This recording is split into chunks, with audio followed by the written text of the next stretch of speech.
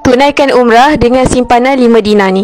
5 dinar emas keluaran Public Gold ni saiznya sebesar 50 sen sahaja, tapi simpanan 5 dinar ni boleh bantu kita untuk tunaikan umrah ke Tanah Suci bagi seorang. Sekeping 5 dinar ni berat dia 21.5 gram, mana nilai dia hari ni adalah sebanyak RM11,000. Jadi kalau tuan-puan dah ada 5 dinar, tuan-puan boleh tunaikan umrah. Nak kumpul 5 dinar ni, kita boleh mula menabung melalui akaun emas Skep Public Gold serendah RM100. Kuncinya adalah kita konsisten menabung sampai capai 21.5 gram samaan 5 dinar. Bezanya kalau kita simpan dalam bentuk mak, nilainya tak susut macam simpanan duit. Kalau kita simpan wang ringgit, RM5,000 dalam akaun bank, tahun depan nilai dia dah tak sama. Tapi kalau 5 dinar ni, makin lama makin mahal. Dan bila kita ada simpanan emas ni, tahu apa target yang kita nak capai, kita lebih fokus untuk capai impian kita. Sebab inilah simpanan yang kita nak gunakan untuk ke Tanah Suci. Jadi bagi tuan-puan yang pasang niat untuk ke umrah, jangan tunggu duit lebih, tapi mulakan simpanan pertama dan target 5 dinar ni. Bukan sahaja tunaikan umrah, tuan-puan boleh penuhi macam-macam matlamat lain dengan simpanan emas. Bagi yang nak saya bantu untuk mulakan simpanan emas di Public Gold, boleh rujuk pin video atau klik link kat bio. Nak belajar lebih banyak ilmu emas dan kewangan, boleh follow Biha rapat-rapat.